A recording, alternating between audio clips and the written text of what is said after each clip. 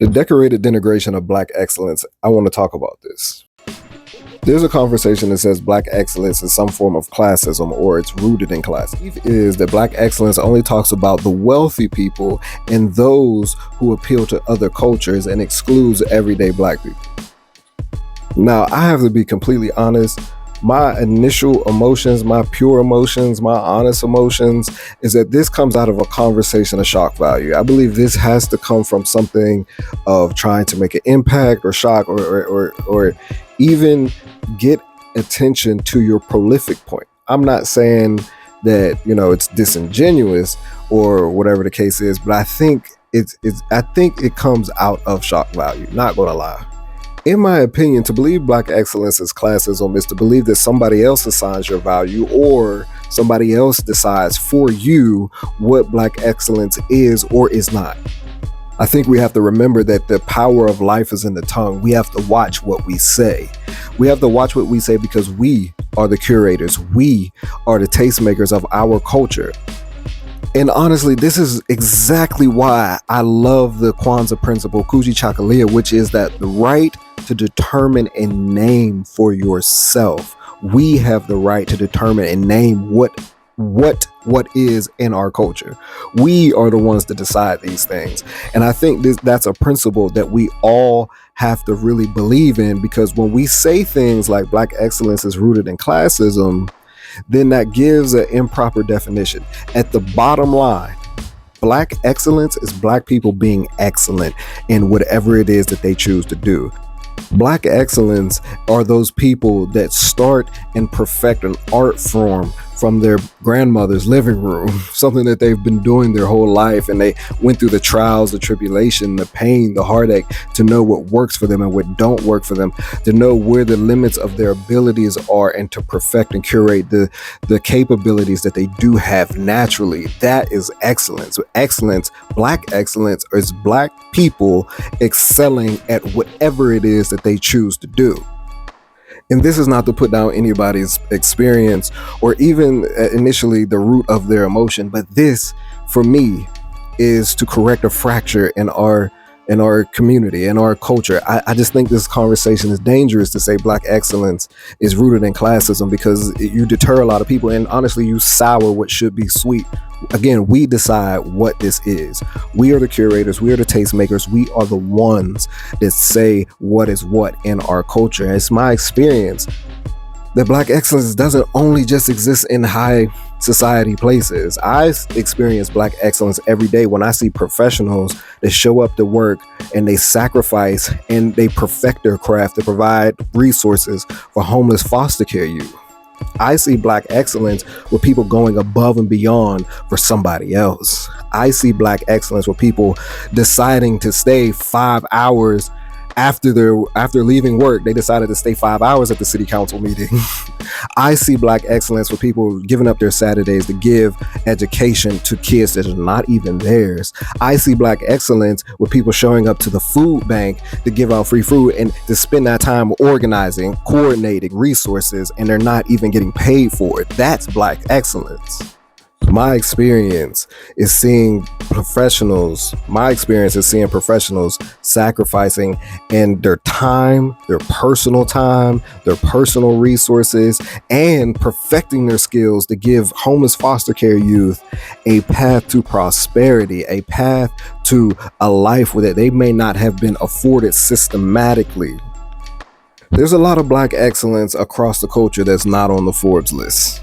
There's a lot of Black excellence across the culture that is not on a chart or a billboard or even in the movies on the silver screen. There's a lot of Black excellence, and it's our job to empower it. It's our job to uplift it, because once again, we are the curators.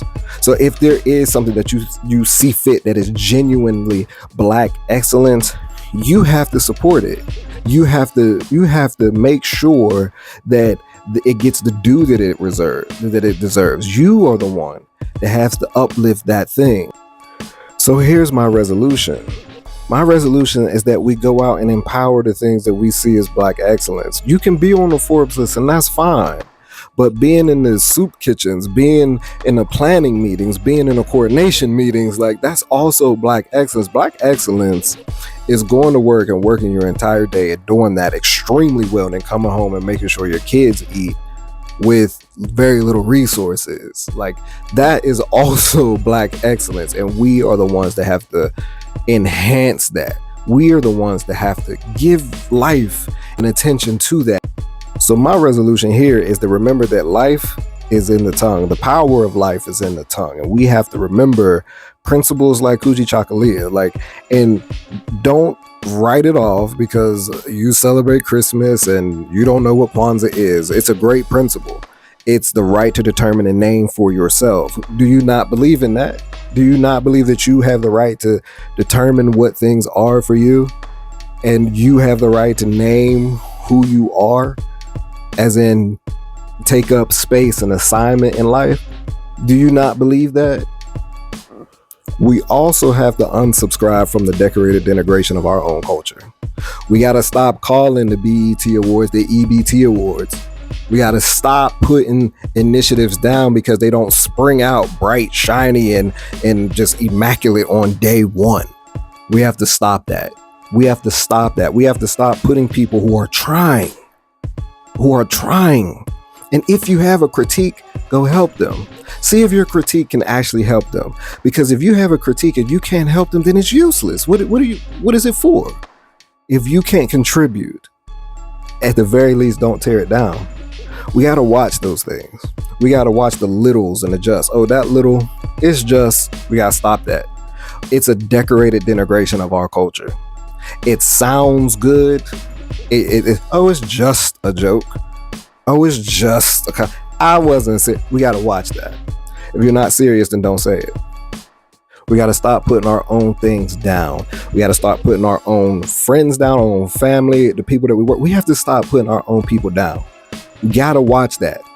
Because if we're the ones that set the pace, if we're the ones that make definitions and defines names, if we are the ones who curate our culture, if we're the tastemakers, if we're the ones, think about it. The things that we do get copied all the time. Look at the language in pop culture. Look at some of the music in pop culture. We did that. And we're going to continue to do that because culture is the expression of life and it's just who we are. But we have to watch what we say. We have to watch the conversations that we spark, because it's not the first time I've heard the Black excellence is rooted in classism. It's not. It doesn't have to be. If you don't see an example to the contrary, go find it and then uplift it. Be it. You don't need a grand stage to honor yourself or honor your family or honor your friends. You don't need it.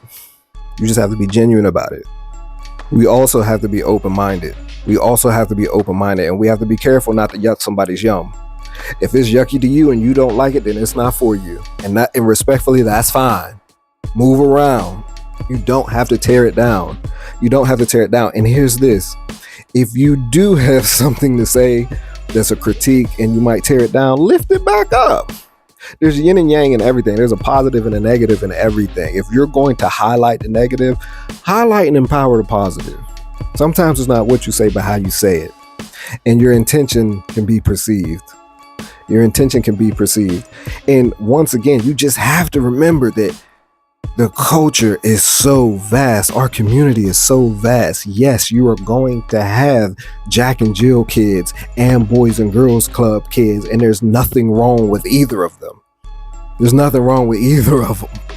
I think we have to be careful not to let differences distract and divide us. If at the very least, if you don't like something or if you find yourself disagree, just observe to see what it is and then see why you don't like it and who you are, and then take all that energy, all that thought, and go put it into being a better you. Because now our culture has gotten to the point where we're throwing stones and tearing down our own organizations. Everything is a demonic. Everything is a plan, an industry plan. Everything is these negative things because it's got attention, because it's doing numbers, because it's making an impact. No. If you disagree with the organization, if you disagree with our legacy organizations, go outwork them in a new organization. Sometimes the opinions that we have that are contrarian and negative, although our intentions may not be that, but our opinion and our thoughts are that. Sometimes those thoughts are callings for new beginnings. Sometimes if you don't like something and you think something that can be better, and you've tried to implement it, and you've tried to go and change whatever it is that you don't like in a structure or in an institution, sometimes that's your calling to go start and be the change. See, some of these cliches are cliches for a reason. They actually mean things because they were proven once before. Sometimes you don't like it because you're called for something else. Black excellence comes at all levels. It only requires you to excel. It only requires you to excel in the thing that you do. You have to be the best at what it is that you do, and that's being you.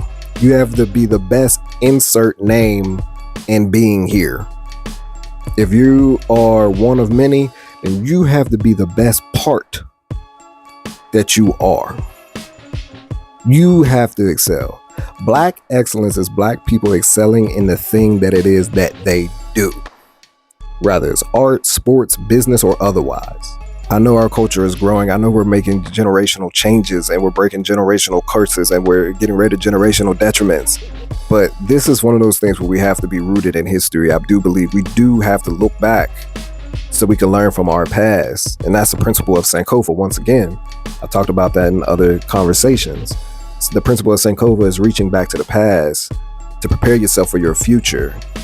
And that is so important, I think, in this particular conversation, because we have to remember that our predecessors fought for this privilege. Like, they actually gave their well-being and their health and their lives for us to be as privileged as we are, for us to have our systems, for us to have our HBCUs, for us to have our legacy organizations, for us to have our organizations that have always done the work in our community. They fought for the privilege for you to disagree and go do your own thing and start your own organization and have the infrastructure and the range and the atmosphere to outwork each other. That is what they fought for. And then we also have to remember that if there's a detriment or a deficit in other places, collaboration is key, and you might be the one that helped. If you're not good at finance and a business is not really doing great at finance, maybe you're the one that needs to go and help them, so on and so forth. When it comes to our cultural artifacts and our cultural features, the things that we may covet or dwell in, let's not conflate them just because somebody made a mistake or misused them. Black excellence is and always will be definitively Black people being great and excelling at all levels. It doesn't matter if some people only offer the term Black excellence to the Forbes list, or offer the Black excellence term to high society or whatever. We are the ones that make it so. So if they do that, you can uplift somebody that's not on the Forbes list. You can uplift somebody that's not in high society. You can uplift the everyday person that is excellent in something. Because we're of quality. We're of merit. No matter what rhetorics may say, our culture is of merit. And you can find merit at every single level, even if somebody is at their lowest and they haven't given up. That is a skill. Perseverance is a virtue. Resolution and change, being able to evolve and grow, and continuously giving the world things that they honestly subscribe to. That is a virtue. That is excellence. Let's remember that words have power. Just because there's requirements, just because there's standards in places, does not mean that it's elitist, doesn't mean that it's classes. And although those requirements and standards may not be for you, and I don't want to be mean and I don't want to be exclusionary, But everything is not for us. And again, if you are not something that fits in a place, maybe you're called to go do something better. So let's not tear each other down. Let's lift each other up and let's empower each other. And I do believe that people will be more empowered to go and start new things and really get into their gifts and their niche if we gave them the space and the atmosphere to do so. Sometimes we tear things down before it even gets started. So let's not keep denigrating Black excellence. And I think once again we get so used to breaking change and removing generational detriments that everything becomes a nail to a hammer sometimes. Let's just remember, words have power. Words mean things. Black excellence is not rooted in classism or elitism. It is, by definition, definitively, Black people being excellent at what it is they choose to dedicate their time, talents, and effort to.